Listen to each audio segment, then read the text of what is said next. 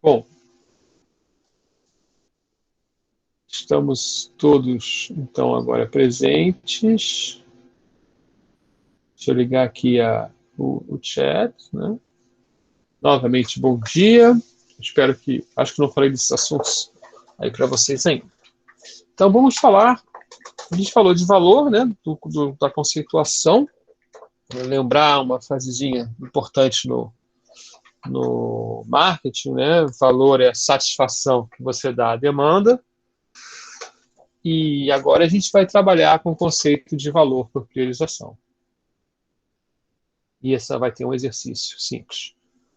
Então, a ideia aqui é vocês conseguirem aplicar os conceitos de valor por priorização. É fácil, ao contrário do valor financeiro, que você tem que fazer matemática financeira. Aqui é mais um processo de organização de ideias. Gente chegando ainda. A gente deve demorar uns... Então, a última gravações demoraram 1 hora, né, as últimas aulas, e vai ter a exposição e vai ter o exercício logo depois, mas o exercício não vai ser gravado. Então, a ideia agora é a seguinte: eu quero dar valor para vários itens que nós temos a fazer em um projeto. É sempre a ideia de um projeto. E então não vale a pena para a gente calcular exatamente, ou é difícil calcular o valor de cada coisa, mas eu posso saber, né, qual é a ordem de prioridade, né, como o cliente vê o que é mais importante para ele, ou seja, o que tem mais valor. Então eu vou colocar numa ordem decrescente de prioridade, e aí depende um pouco de como está organizada a nossa lista de coisas a fazer, ou lista de coisas a tratar. Podem ser demandas, podem ser requisitos, podem ser problemas a resolver, pode ser funcionalidades, pode ser várias coisas. A gente, inclusive, vai falar um pouquinho disso quando falar de oportunidades na engenharia de software. A gente viu lá no CEMAT, né, tem uma área de oportunidades, né, um alfa, que é oportunidades. A gente vai falar um pouquinho sobre maneiras de analisar até o valor financeiro de uma oportunidade, de uma comparação de oportunidades ligadas a problemas. Bom, então essa visão do cliente, né, ela gera uma primeira prioridade. Isso é importante a gente lembrar, né, porque ela é ligada à necessidade dos negócios. Mas quando a gente vai fazer a solução do problema, né, a gente vai implementar aquele software, no nosso caso, né, que o nosso projeto é um projeto de software, existem necessidades da implementação que podem repriorizar os itens, né, porque existem coisas que precisam ser feitas antes de outras coisas. Tá? A análise essencial, lá em 1972, já reconhecia que entre essas coisas que precisam ser feitas, né, os requisitos essenciais do projeto, tem os que são fundamentais, são desejados pelo cliente, né? Então, se aquele requisito não existir, o cliente não fica satisfeito. Mas existem os requisitos custodiais, que são necessários para implementar os fundamentais. Ou seja, não adianta o cliente não estar interessado naquele requisito, mas ele é necessário, ele tem que existir para ele ter o requisito fundamental aceito. Custodiais, porque geralmente eles estão ligados à custódia da informação, né? Ou seja, a manipulação dos dados, funções de CRUD, que a gente chama, né? Ou outras funções necessárias para que os requisitos fundamentais funcionem. Okay? Mas todos são essenciais, né? Não é que o fundamental é mais importante que o custodial. O fundamental é que o cliente pede, e aí tem que existir o custodial. A gente vai, mais tarde, falar um pouquinho sobre isso a mais, né? Também a outra ideia importante aqui na priorização é a ideia de consenso. Claro, o consenso pode ser interpretado de várias formas, então veja só, primeiro eu nem defino o consenso aí nessa sequência aí, né? O consenso, quando é uma pessoa só, se ela concorda com ela mesma, não é uma questão, né? Mas o problema é que nós trabalhamos com sistemas para uma quantidade de pessoas. E aí existem várias formas de consenso, né? A unanimidade, por exemplo, né, onde todos concordam que algo é o melhor. Você pode decidir o consenso, né, com uma técnica de votação. né, que muita gente critica, que não é consenso, né, mas uma técnica de votação, por exemplo, a maioria, ou a maioria qualificada, né, ter 3/4 dos votos. Né? E tem outra questão dentro do consenso, que é a anuência ou consentimento, né, que também às vezes é considerado igual ao consenso, mas não é necessariamente a mesma coisa, é que todos concordam que a opção foi escolhida de forma correta. Né? Então eu tenho aqui uma discussão, eu discordo disso, mas eu aceito, como a maioria das opiniões é contrária à minha, né? Então eu aceito essa opção. Então a ideia principal do consenso é que todos concordem com algo, né? Mas a gente tem ali uma outra opção, que é o consentimento, que também é considerado por alguns uma forma de consenso. Né? E a nossa pergunta aqui é como atingir esse consenso. Então a gente vai falar de maneiras de priorização, né? Depois nós vamos falar de maneiras que facilitam encontrar um consenso, porque dão informação suficiente para encontrar esse consenso. E depois nós vamos falar de maneiras que ajudam a calcular o consenso. Então, me lembrei agora que eu também trabalho na lógica fuzzy, né, com uma maneira de calcular o grau de consenso. Então, também é possível, né, com várias técnicas, né.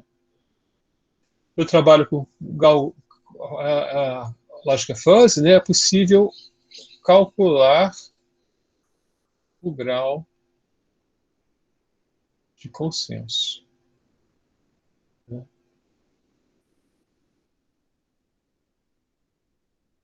E mais tarde no curso, a gente vai falar do Planning Poker, né?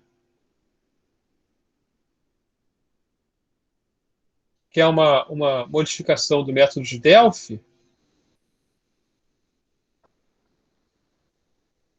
Gente, como é que eu esqueci isso, hein? Que é uma técnica de atingir consenso.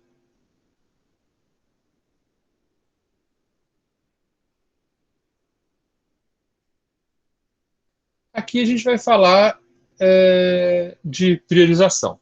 Né? É a nossa ideia aqui, mas existem aplicações do consenso em outras áreas.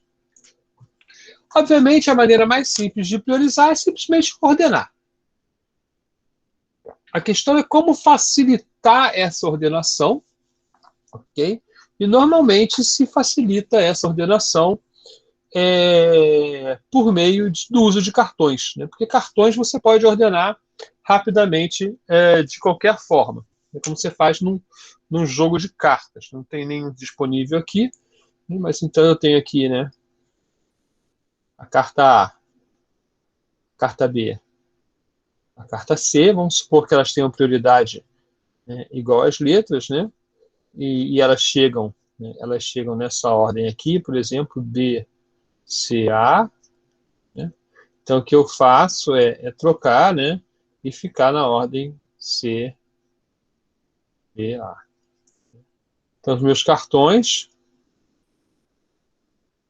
eu vou trabalhando com ele, mudando de ordem. Se chega um cartão, por exemplo, BI, né, eu vou pegar esse cartão e vou jogar lá.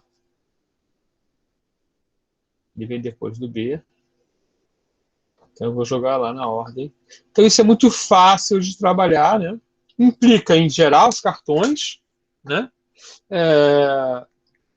E isso no Brasil, essas coisas que a gente faz com cartão, elas têm menos sucesso, né? Se você mostrar uma planilha, as pessoas, você está fazendo uma coisa mais séria. Né? O cartão, você está fazendo uma brincadeira. Nos Estados Unidos, os cartões são muito usados.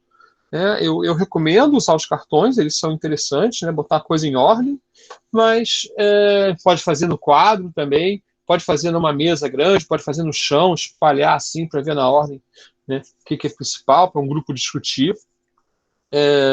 Mas uma planilha também sendo projetada serve para um grupo discutir. Então, a ordenação é muito fácil para uma pessoa, para uma discussão ela pode causar algumas dúvidas, e aí você vai tentar chegar ao consenso de alguma maneira. Né? O importante é que a ordenação em prioridade, né, sempre existiu, ela é típica dos métodos ágeis, mas ela não foi inventada pelos métodos ágeis. Outra maneira que faz um certo sucesso, e depois a gente vai ver uma variação dela, né? Essa a gente vai usar uma dessas, na verdade, mas com foco, né? É um esquema simples de pontuação, certo?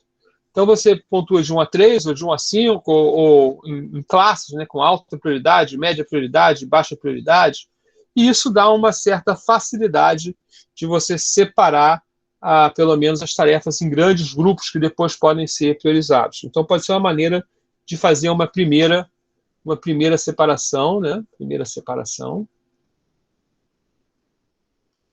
Ok? Onde você já pega lá as tarefas e você coloca nos grupos lá, né? De alta, média e baixa, né?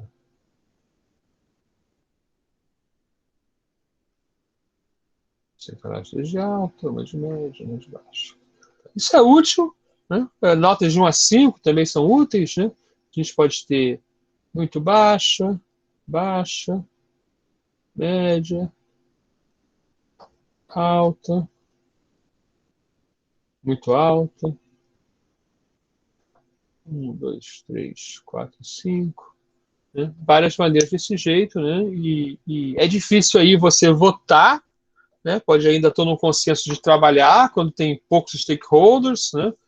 Poucas partes interessadas atuando nesse cálculo do consenso, mas funciona razoavelmente bem para uma primeira divisão. Outra que às vezes permite uma definição mais detalhada, né? Dar para o grupo de pessoas, né? Moedas. Então você vai lá dar 100 moedas para cada pessoa e elas têm que comprar, né? Cada funcionalidade, quanto que elas pagariam por causa da funcionalidade.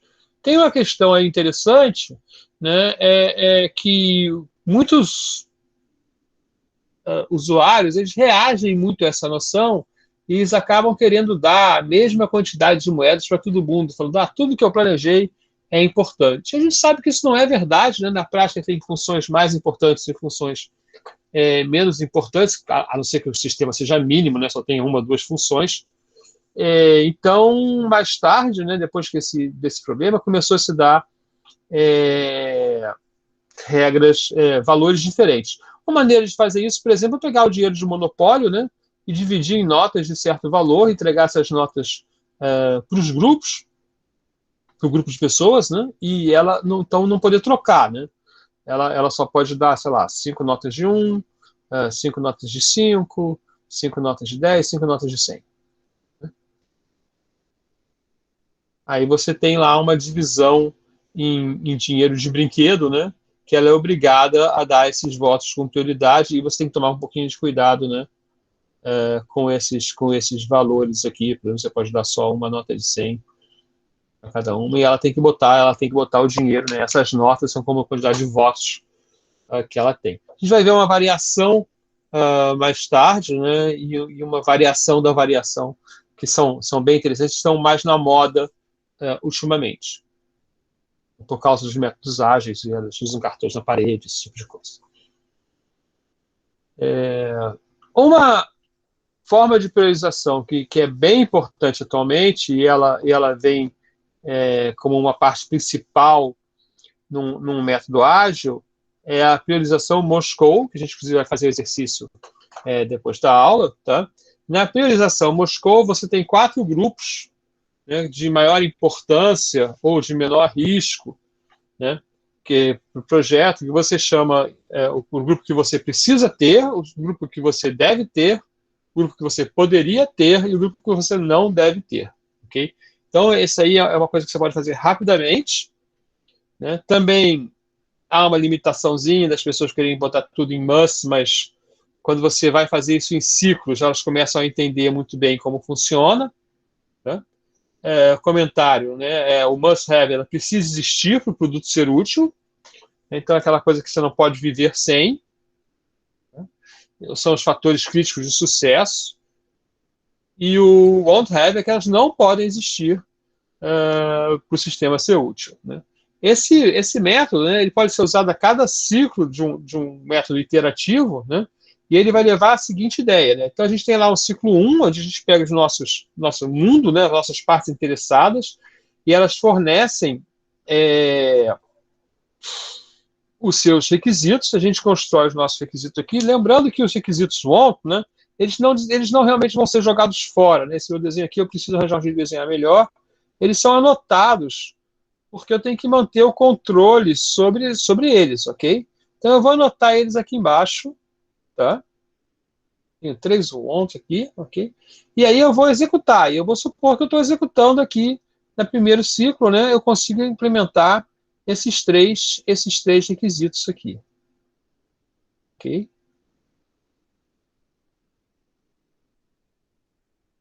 Eu consigo implementar esses 3 requisitos aqui. Então, para o próximo ciclo, o que acontece?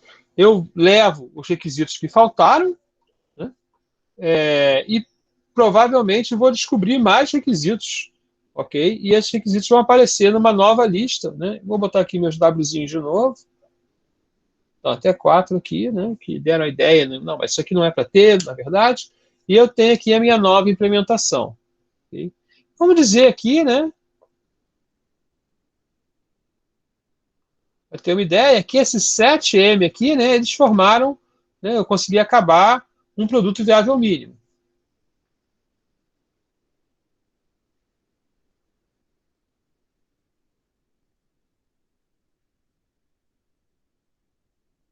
Né? Ele não precisa ter todos os M's.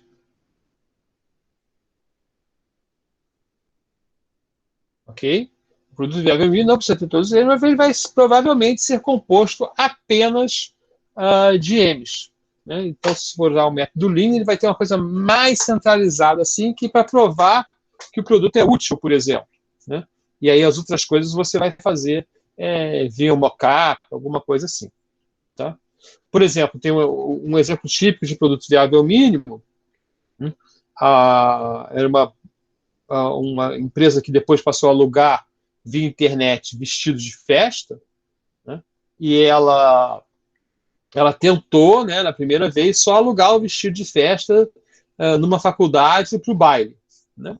E aí ela percebeu lá, a moça que criou o produto, que isso era possível, mas é claro que isso não podia rodar. Né? Isso foi um teste da ideia, né? Foi um teste com sucesso, ela continuou criando produtos viáveis mínimos, menos mínimos, né? Trazendo tecnologia para o processo, mas a verdade é que se você tem um projeto, né, que tem que fazer algumas coisas, você pode testar as ideias com menos funcionalidades do que é necessário para rodar o projeto no final. Bom, e aí a gente vai ter vários ciclos onde isso vai se repetindo, né, vão aparecendo novos requisitos do tipo must, ou requisitos podem mudar de classe. Né? Então aqui, depois que eu tinha esses sete requisitos, eu descobri, né, que esse S aqui, né, esse should have, deve ter, se transformou num must. Eu preciso ter. Isso aqui não é suficiente realmente para o meu software rodar. Né? Continuei com os S. Um preciso ter, deveria ter, passou a ser poderia ter, e também entendeu, né, que esse aqui não é tão bom, não é tão necessário, se tornou menos necessário, se tornou mais necessário.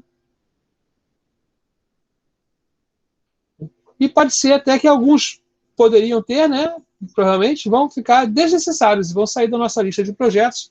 E isso vai evoluindo até eu chegar no meu ciclo próximo, né? Chegam novos requisitos, saem novos requisitos, e eu fico ali com uma nova lista, e em certo momento eu começo a implementar os should. Né? Eu começo a implementar esse nível aqui, né? Olha só, estou implementando esse S aqui, estou implementando esse S aqui, porque eu tenho esforço disponível e eu posso realmente usar esses métodos, né? E a gente continua seguindo em frente aqui, né, até o nosso último ciclo, né, onde a gente vai implementar as últimas coisas, talvez até dê para implementar um code, né, mas nesse nível aqui a gente provavelmente já está parando a implementação do nosso projeto.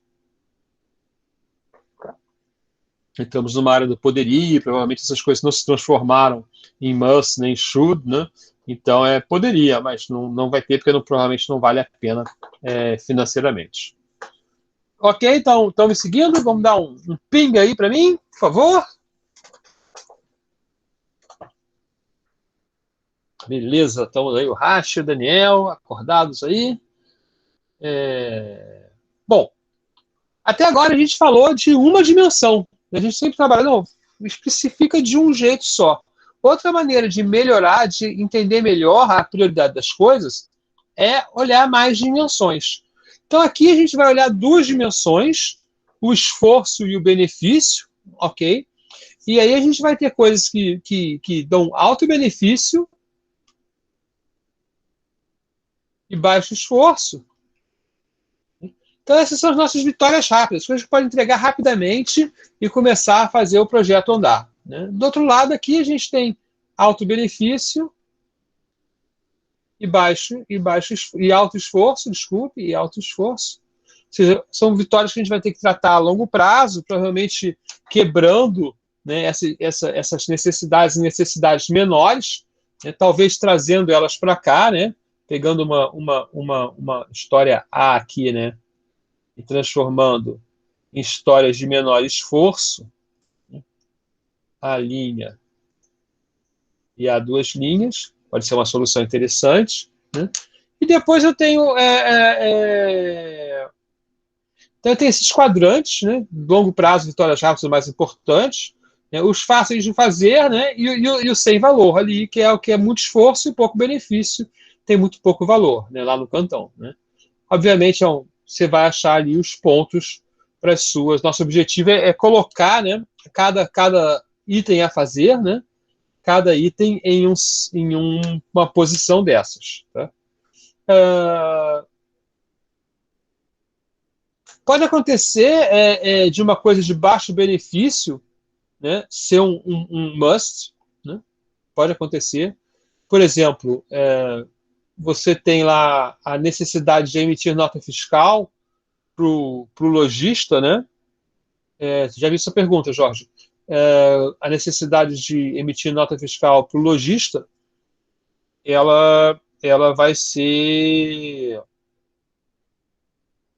Desculpe, a necessidade de emitir nota fiscal para o lojista, ela não traz muito benefício, não traz benefício para o lojista, ok, mas traz para um outro stakeholder, para outra parte interessada, que é o governo. Né? Então, e é obrigatório. Né? Então, se você tem um sistema de caixa, ele tem que emitir nota fiscal, tem que emitir de um certo jeito, o benefício é baixo, de certa maneira, né? Mas não traz lucro, mas é um must. Tá?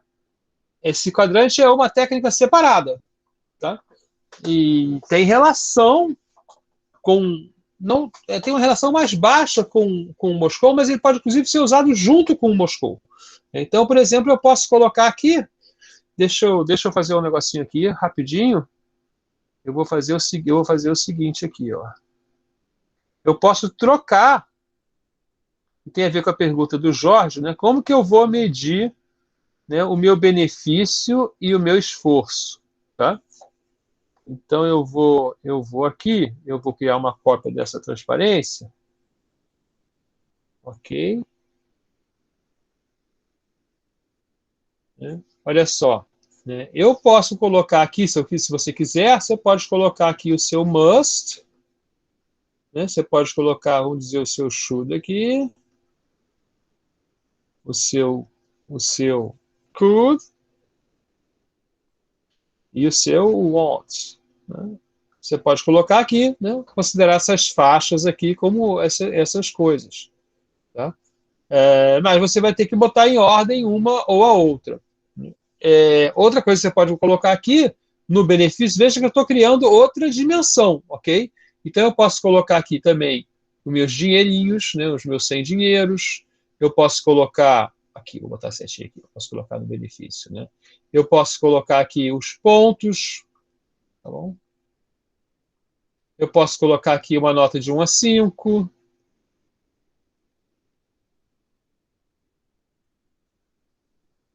e posso até tomar certas liberdades, né? Eu posso botar uma nota entre 0 e 10 real para as pessoas compararem, né? Posso botar de várias maneiras. Então, a gente precisa de uma para fazer essa segunda essas duas dimensões, a primeira dimensão, a gente vai ter que usar uma outra técnica de prioridade por benefício, né, de avaliação de benefício. Vocês vão entender isso melhor quando eu colocar aqui, né, a ideia, aí lembrando da análise essencial, né, que algumas coisas são requisitos essenciais, custodiais, né? Então, quando a gente tem os pedidos do cliente, a gente vai criar os fundamentais Moscou e eles vão levar a gente, né, a outras atividades que não são fundamentais, mas são exigências, né? Ou seja, se eu tenho uma lista de dependências, se A depende de B, A é must, implica que B é must também. Tá? Então, o benefício de B, né, o benefício de B aumentaria de certa forma. Mas a ideia aqui, vocês agora vão... Opa, desculpa. Estou no slide 12. A ideia aqui é criar uma representação, né, onde você tem o benefício trazido pelo cliente, ok? E aí o esforço, que a gente não falou ainda, o esforço ele é trazido pelo time com qualquer técnica de previsão de esforço. Tá? A gente vai falar mais ao longo do curso, né, de técnicas como pontos de história, pontos de função. Aí você pode prever horas, valor da implementação, se você estiver contratado de um terceiro, né? Qualquer técnica que você possa prever o esforço, né, que na verdade é um custo. Né? Então isso aqui a gente vai falar disso muito quando falar da questão financeira, né? Opa, deixa eu ver, tá aqui. Isso aqui é o benefício. E lá mais tarde a gente vai comparar com o custo. Tá? O esforço para fazer é uma medida de custo. E aí você vai pegar qualquer medida de benefício, que esteja uma ordenação, pelo menos, né? E qualquer medida de custo, que pelo menos ordene, e vai colocar numa matriz. Tá? E dentro dessa matriz você vai definir os seus quadrantes. Tá? Então eu escolhi definir assim. Tá? Você poderia, por exemplo, ter escolhido cortar em outro lugar. Eu acho que faz aqui a ideia, né? E aí você vai escolher uma ordem de implementação, ok? Então aqui eu vou escolher a ordem, tá? Então eu vou começar, né, pelo mais fácil, com maior benefício, né, que é o A, depois eu vou para o F, e aí eu decidi que eu vou trabalhar no nível de maior benefício, ok? Então eu vou para o H, para o I, e depois eu desço para o E, que tem um pouquinho menos de esforço, para o B, para o J e para o G, e eu nem vou fazer o C e D. Ok? Vou considerar isso aí não vai acabar não sendo feito. Tá? Eu posso fazer outra ordem? Pode. Você pode escolher, por exemplo, trabalhar sempre, né, com menos esforço. Então você pode trabalhar, eu vou fazer isso aqui, ó, vou fazer esse. Vou fazer mesmo esse aqui, porque são faceizinhos, né? Pouquinho, esse aqui tem pouco esforço, né? E só agora eu vou para o final, né? Esse aqui e esse aqui, né? Veja só, você adiou muito esse valor aqui, né? Eu acho menos, porque você já adiou muito esse valor aqui e fez coisas com menos esforço, né? E muitas vezes essa escala aqui, tipo, você não vai fazer ela linear, vai pensar, não, o que é melhor é bem mais benefício do que não é tão bom, ok? Mas realmente, se isso aqui é muito rápido, pode acontecer, inclusive na prática, né? Pode acontecer de você, inclusive, fazer o seguinte, como você tem que fazer iterações, né? Você faz iterações assim, ó. A primeira iteração, vou fazer A, F, e aí, como tem um espacinho para implementar, eu consigo implementar J, porque não tem espaço para implementar B, G, nem nada. Então, a segunda iteração, eu vou fazer H, já é mais, vou fazer H e B, né? Então, aqui vai ser a iteração 1, vamos dizer, ou a iteração 2, ou a versão 1, a versão 2, né? Depende de como você quer se organizar. E nessa aqui, você vai fazer a versão 3. tá? Aqui já nem dá, né? Vou botar aqui, bom, vou botar aqui 3, 3 e 4 e 5, ok? Eu imagino uma curva que vai andando para a direita e a ordem que eu escolho é a ordem que a curva toca os pontos. Gente, eu gostaria até que eu conseguisse fazer você desenhar isso aí, Racho. Deixa eu pensar aqui, vou gerar outra transparência aqui para eu poder desenhar isso. Eu acho que você está falando um negócio que é até parecido com... Ué, eu não gerei a transparência?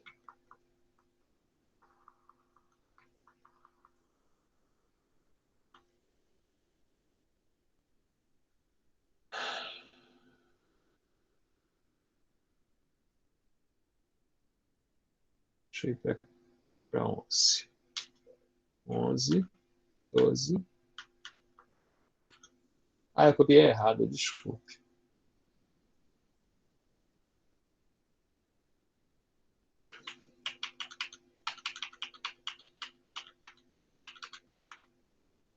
O Racho falou, quero desenhar uma curva, né, que vai andando para a direita e escolha a ordem que a curva toca os pontos. É provável que sim. Talvez você possa pensar melhor que isso, não uma curva, mas uma espécie de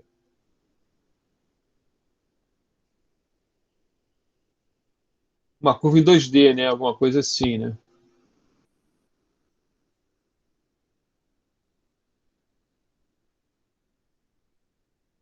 O negócio vem assim, né? Mas ele vem trazendo ondas, né? Então aqui prioridade 1, isso, curva de nível. 2, vou botar aqui a ideia de curva de nível.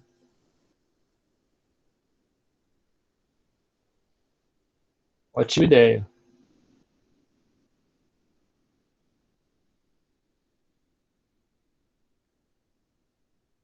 Isso aí. Você pode imaginar um degradê que vai sair daqui, né? E vai chegar lá. Deixa eu ver se eu consigo desenhar isso aqui rapidamente. Eu preciso inserir um home, eu preciso botar um objeto aí, né?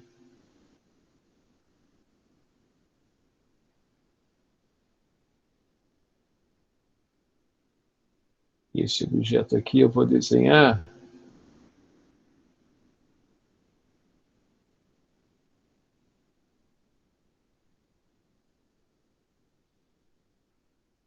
assim.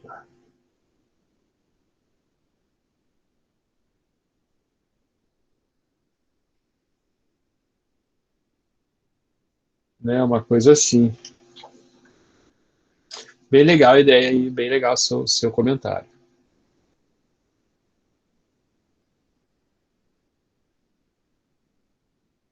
E aí, perguntas que fizeram, né, já em outras aulas, né? E as dependências? Bom, aí as dependências você tem que resolver, né? Então, suponha que A é mais prioritário que B, porém B precisa ser feito para que A possa ser feito, né? Então, o que a gente tem aí é um choque, né? A gente tem uma incompatibilidade entre as necessidades de negócio, né, versus projeto, né? Então, a primeira coisa que a gente tem que fazer nesse caso é tentar alinhar o projeto com o negócio.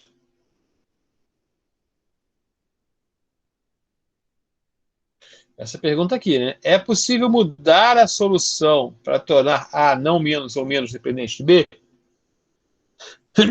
Talvez eu possa quebrar B, por exemplo, né?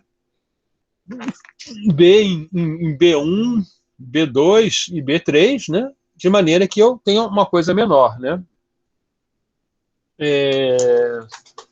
Outra ok, não tem solução, então eu realmente tenho que fazer isso, né? Mudar a prioridade. Vale a pena, pergunta o Jorge, né? Ter uma escala de prioridade para o negócio e outra para o projeto? Eu acho que vale, né? Eu acho que vale essa compreensão, né? Inclusive para deixar, né, bem determinado, né, a diferença, né, entre benefício e custo, né? Além disso, essa tabela aqui era uma tentativa de fazer isso, né, de maneira agregada, mas realmente vale a pena mostrar, né, porque ao longo do sistema, né, o que acontece em alguns projetos é um realinhamento. Né? Não tem solução para o meio termo, tá, Jorge? Ou a gente abdica de certa coisa no negócio, ou a gente segue a ordem exigida pelo projeto. Tá? Não tem muita solução nesse caso. Tá? Mas o que eu posso dar um exemplo, por exemplo, um exemplo, por exemplo, é ótimo.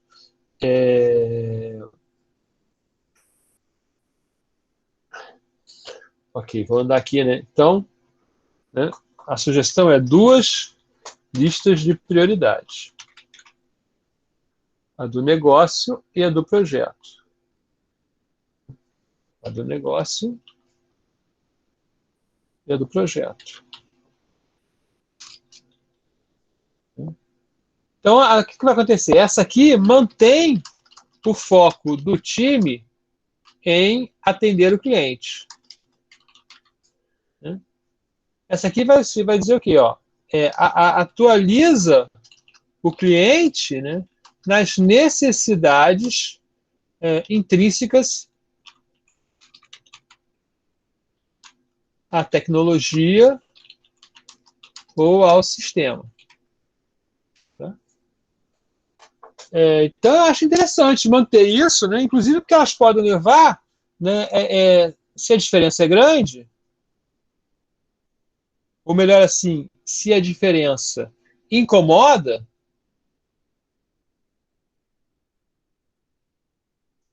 a gente pode levar a uma nova arquitetura.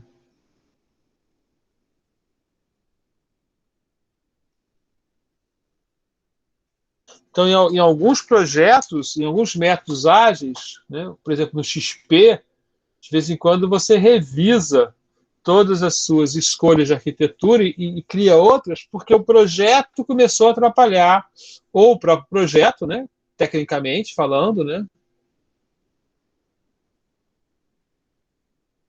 atrapalha a si mesmo quando cresce. Vou botar aqui, cresce a complexidade, né, ou atrapalha o negócio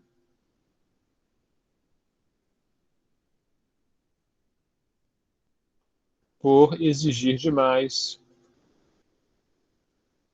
Eu tenho esse exemplo de um cliente que eu já prestei consultoria uma vez, que ele era um trabalho importante, ele precisava da base, mas ele tinha poucos clientes. Então, como ele tinha poucos clientes, ele não tinha cadastro de cliente. Ele cadastrava o cliente direto na base. Né? Ele tinha muitas operações com clientes que ele queria manter e ele nunca teria muitos clientes, porque ele trabalhava no mercado muito fechado. Então, a tabela de toda a gestão de clientes, ele fazia na mão, na base. Porque não mudava o cliente dele, não aparecia uma nova empresa, era business to business, não apareciam novas empresas no mercado. Então, ele tinha certa tranquilidade quanto a isso. Agora, como ele tinha muitas operações com aqueles poucos clientes, então ele trabalhava nos sistemas, né, só atendendo o negócio. Ele nem fazia partes que seriam essenciais em outro sistema que você tivesse muitos clientes, né, clientes que mudavam sempre, entra e sai clientes, né, então ele nem trabalhava essa parte. Apesar de que no genérico, né, se você fosse pensar, se eu tenho que fazer uma operação com o cliente, então eu tenho que fazer uma manutenção do cadastro do cliente para estar sempre atualizado. Não era uma questão para ele. Né? Ele tinha 30 clientes, business to business, o cliente não mudava de endereço, o cliente não mudava de nada, tal, então ele não tinha essas operações. Tá? Então, mas aí a gente descobriu o seguinte, né, que ele atendia o negócio sem um pedaço do projeto. Né? Foi uma lição bem interessante. Outra pergunta que podemos discutir, né, é a questão da paralisação.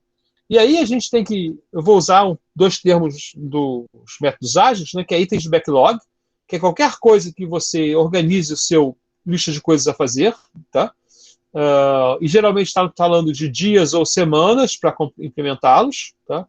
E as tarefas. Então, o item de backlog tem a ver com o cliente, normalmente, tá? Pode ter necessidades do projeto também, necessidades técnicas, né? Ok? Mas eles geralmente são longos, né? Então, dias ou semanas. E as tarefas geralmente são gerenciadas, né, em horas ou dias, tá? E é o que eu tenho que fazer para atender o item de backlog, né? Então, aqui é mais ou menos o que eu quero, e aqui é como eu faço isso. Tá? Isso aqui, né? Vou botar, é uma característica do ágil, tá? Mas obviamente também já existia antes, né? Então, como a gente vai paralisar? Em qualquer projeto, ele só vai paralisar se você está fazendo esforço máximo nos itens e tarefas mais prioritários. Tá? Então, a ideia, basicamente, eu podia ter um desenho para isso também. Vamos lá, fazer mais um desenhozinho. Como é que nós estamos aqui? Perdi aqui meu desenho. Então, vou fazer assim. Né?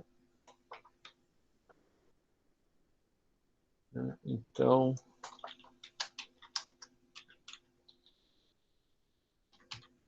a ideia aqui básica é a seguinte, né? Vou botar aqui nos métodos ágeis. Né? Eu tenho a história 1, vou botar item de backlog. Vamos ficar com o nosso. Não precisa ser uma história, pode ser qualquer maneira de escrever o nosso item de backlog. Né? Então, o nosso backlog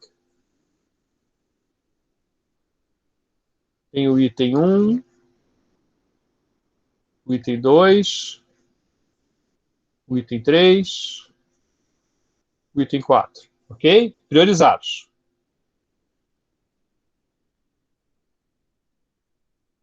Para cada item eu tenho as tarefas. Então, aqui eu tenho minhas tarefinhas. Ok? Vamos falar que o item 1 e o item 2 são parecidos.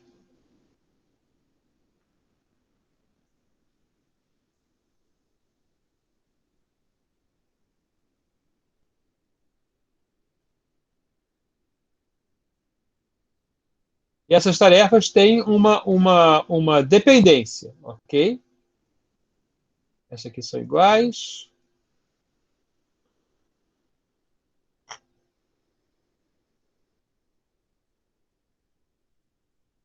Beleza.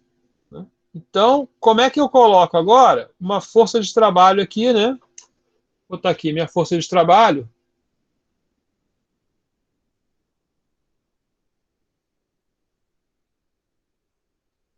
Vou botar ela com 6 pessoas. Acho que 6 é um número bom, né?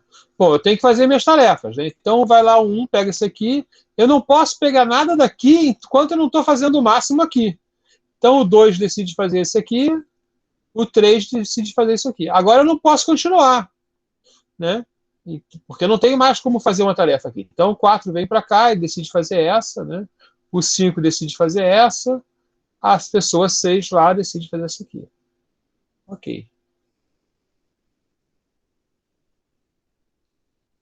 Aí eu vou trabalhando aqui, né? Vou passar aqui para o passo 2. Vou pegar outra cor para o passo 2. Né? No passo 2, o 1 vai aqui, o 2 vai aqui, o 3 vai aqui, o 4 vai aqui, o 5 vai aqui, o 6 vai aqui. Tá? O importante é que eu sempre tenho que estar desenvolvendo nesse perfil aqui. Né? Não pode fazer algo em um item menos prioritário, se existe uma tarefa disponível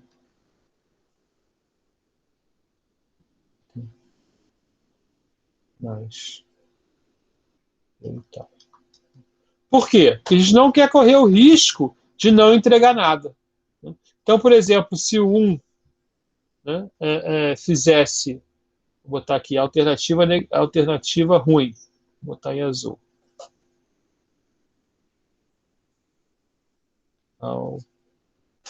Alternativa ruim para o segundo passo.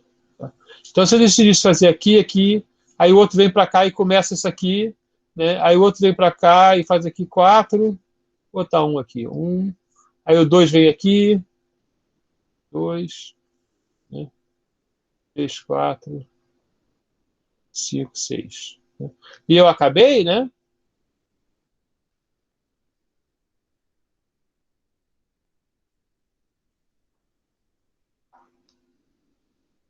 E aí eu não entreguei nada, ok? Eu não entreguei nada.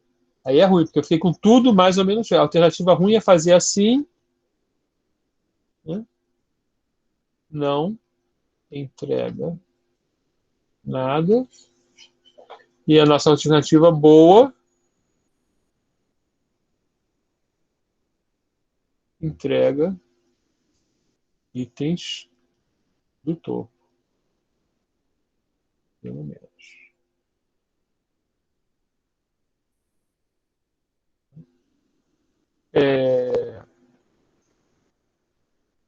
A questão aqui, ok, posso não entregar nada? Pode. Você pode não trabalhar itens do topo. Há situações onde é melhor não paralelizar? Pergunta o Jorge.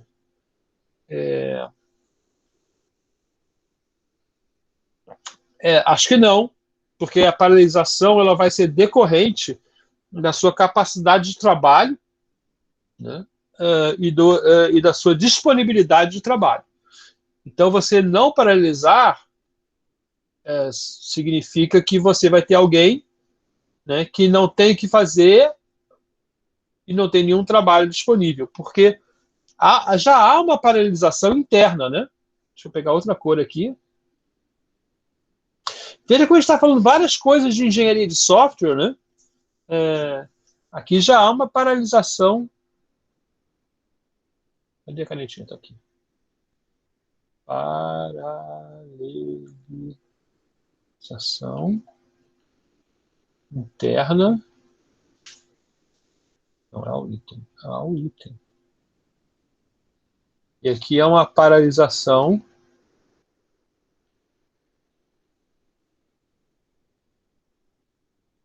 Essa discussão é feita, né, quando se fala em Kanban.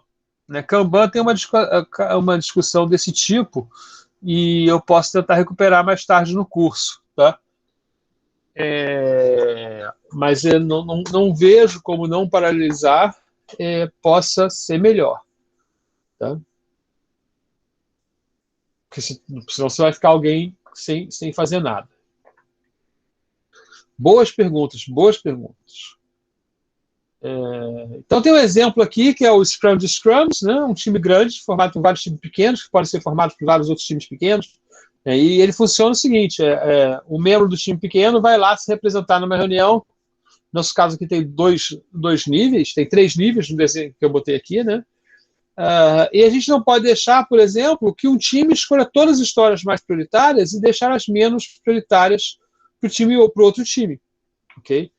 Então tem que ter um certo round robin, né? Porque senão todo trabalho prioritário fica com o time, todo menos prioritário fica com outro time. Se o primeiro time não atender, né, a gente tem um fracasso aí de atender todas as tabelas prioritárias. Então tem que ter uma certa divisão. Tá? Cuidado também não fazer isso uma regra absoluta, né? Porque tem certas liberdades de escolha dos projetos, né? Mas também tem especializações, né? Capacidades dos times. Então, as histórias, né? E às vezes as tarefas dentro das histórias, dependendo como você faz o Scrum de Scrums, né? Ou Continuous Development, né? Elas funcionam de maneira diferente. Né? Eu tenho um exemplo também, vou criar aqui outra transparênciazinha, né? Para um exemplo de Continuous Development. Né? Desenvolvimento contínuo. que era feito da seguinte maneira, né? Um grupo gestor mantinha a lista, o Product Backlog, né? Aí eles tinham vários times de desenvolvimento, sei lá, serão 19. A lei de vendência era essa, né? E o grupo gestor mantinha dois itens de backlog a serem feitos imediatamente. Então, quando um time, acabava o item dele, podia escolher entre esses dois.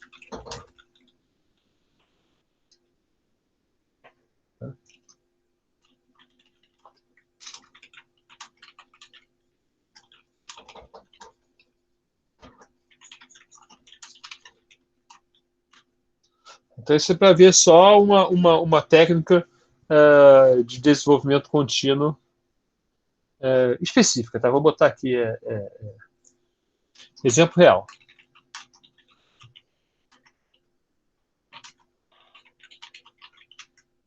E que estava dando super certo assim com a equipe. Tá? Bom, outro método interessante é o método Volare, e que ele é muito parecido com o método de Kano, que a gente fala. No livro eu falo dos dois, tá? Eles são parecidos aqui, então eu não vou. Mas talvez o de Kano seja mais famoso em outras áreas, né? Por exemplo, engenharia de produção. O Volare não é tão famoso, apesar de ser bem legal. Também não é tão famoso, só, mas existe, é um livro bom, são os consultores interessantes. Mas a ideia é separar as coisas entre implementado e não implementado, né? E como o usuário ficaria satisfeito ou insatisfeito se isso ocorresse. Né? Então, primeiro, para cada item, né, o usuário... Então, essa área aqui é importante, né? Que área é essa aí que eu marquei? Né? É que o usuário está muito satisfeito se aquele item é implementado, né? E muito insatisfeito se não for implementado. Então, ele é crítico para o projeto, deve ser feito, né?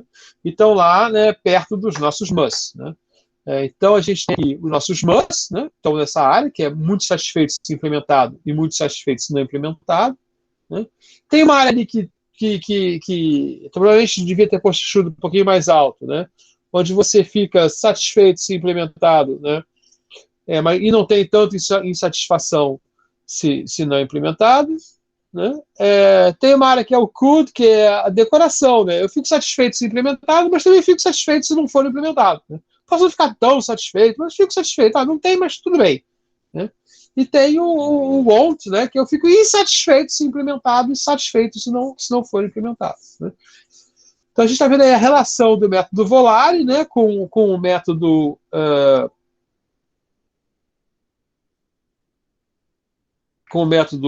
Moscou, né? E lembrando que aqui, né, a gente está em duas dimensões, essa é a ideia. Duas dimensões para o benefício. Ok? Que é o grau que eu fico satisfeito se eu tiver esse benefício e o grau que eu fico insatisfeito. É a mesma coisa, o grau que eu fico insatisfeito ou satisfeito se eu não tiver esse benefício. Normalmente isso é feito, pode escolher um conflito, a gente vai ter que... não é para aparecer nada aqui, né? Eu espero que não apareça nada aqui. Mas quando você tem mais de uma pessoa, pode acontecer, tá? Porque uma pessoa quer um negócio e outra não quer. Né? E geralmente a gente faz isso com uma tabela, né? A pessoa dá um voto, né, de 1 a 5, entre muito insatisfeito e muito satisfeito, se eu tiver essa funcionalidade, um voto de 1 a 5, de 1 a 7, né? Muito satisfeito, se não tiver essa funcionalidade. Tá? Então, o método Volare muito parecido com o método de Kano, né, que é típico lá da engenharia de produção. O Tucano eu acho que é mais velho, ok? Então talvez simplesmente o Volare tenha implementado, e eu não me lembro se citou ou não, até vou dar uma checada. Tá? Finalmente tem um método que está muito na moda, que é o dot voting.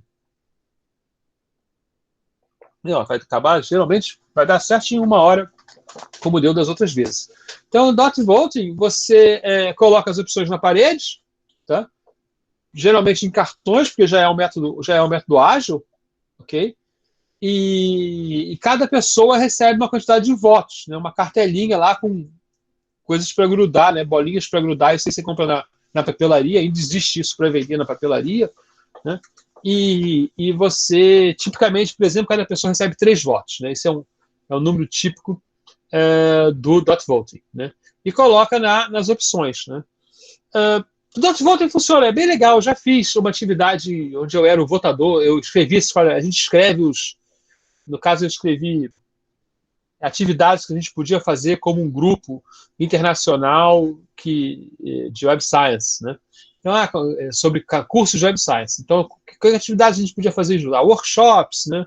Compartilhar currículo. Então, que a gente escreveu várias coisas, aí depois a gente agrupou, né? E substituiu. Então, quem tinha escrito a mesma coisa juntou, né? E depois a gente foi votar, né? Do que a gente podia fazer. E foi bem legal. Agora, é possível que aconteçam algumas coisas no dot voting, por exemplo, o efeito em cascata, né? Você vê um sendo votado e fala, poxa, esse aqui é legal mesmo, e vota de novo, né? Você pode ficar perdido no excesso de escolhas, né? Ih, tem muita coisa para escolher, onde eu vou votar, não sei mais, né? Tem uma questão mínima de validação, mas eu acho que tem um problema bem interessante aqui, que é o problema de divisão de votos, tá? Que é mais ou menos um problema comum em eleição, né? Então aqui, né, que é essa caixinha aqui, né, o que eu tenho é o seguinte, eu tenho aqui é o cara que rouba nos votos, né? E você pode ter o cara trocando coisa, né, botando todos os 3 dele no mesmo, que ele não devia, né, coisas assim. Então, assim, eu tenho aqui, ó, maçã Smith Apple, um tipo de maçã, né? Smith Granny, né? Maçã Gala.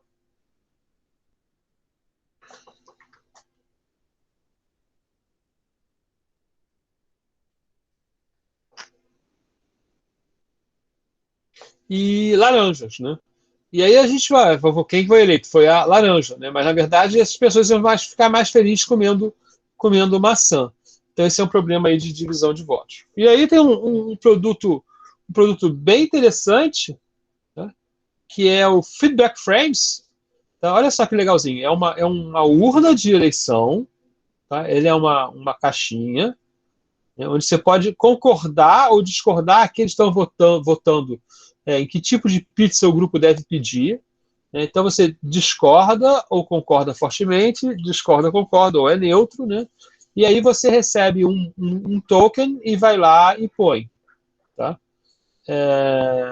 E aí, quando você abre, né, você vê, né, isso aqui é bem legalzinho, gostei, muito bonito, caro, tá? Não é barato, mas também não é absurdo. Lá nos Estados Unidos não é absurdo, não. Você pode comprar, tá? Quando está no Brasil, né, importar essas coisas fica caro. Tá? Mas isso é fácil de implementar, por exemplo, com bolinha de gudes e garrafinhas ou latinhas, né? Aqui tem um exemplo que você pode ver, a ideia é que você não veja, tá? E já tem eleição, vai ver, na Gâmbia, por exemplo, a eleição era assim, a gente fica reclamando da urna eletrônica, né? Na Gâmbia, em 2016, fizeram uma eleição, dava uma bolinha para cada eleitor, ele jogava a bolinha em uma das urnas, né? E todo mundo via quem estava votando lá por cima, né?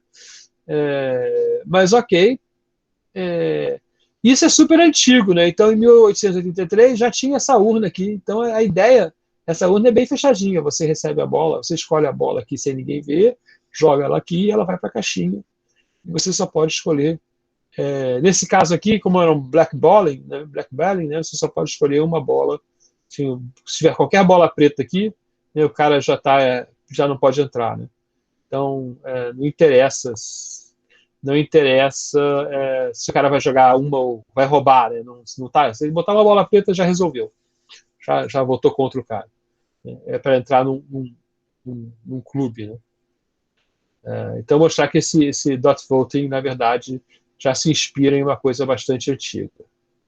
Mas eu achei a caixinha muito maneira. sei nem se dá para produzir aqui. Tá?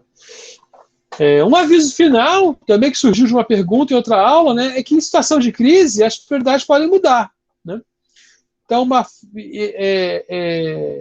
por quê? Porque você precisa de uma forma alternativa. Né? Então, por exemplo, você está atrasado. Né? Normalmente você iria de carro e gastaria um tempo para estacionar. Né? E gastaria R$ 15 no estacionamento. Mas aí você está atrasado, então você não pode gastar aquele tempo estacionando, então você pega um táxi que vai custar R$ 60 para ir para o lugar. Então o táxi para você era um outro, né? Não vou fazer, né? Porque isso é caro, né? Ele acaba virando, eu preciso fazer isso, porque é a única solução que eu tenho para chegar a tempo. Ok? Então essa foi a aula, né? E agora a gente vai passar para o exercício. Tá? Então a gente vai parar a gravação. Sempre botando aqui algum material aí de bibliografia, né? Tem no site lá material. Fazer meu copyright aqui para o vídeo. Né? E agora sim, é o copyright, é um copyleft. Interromper a gravação.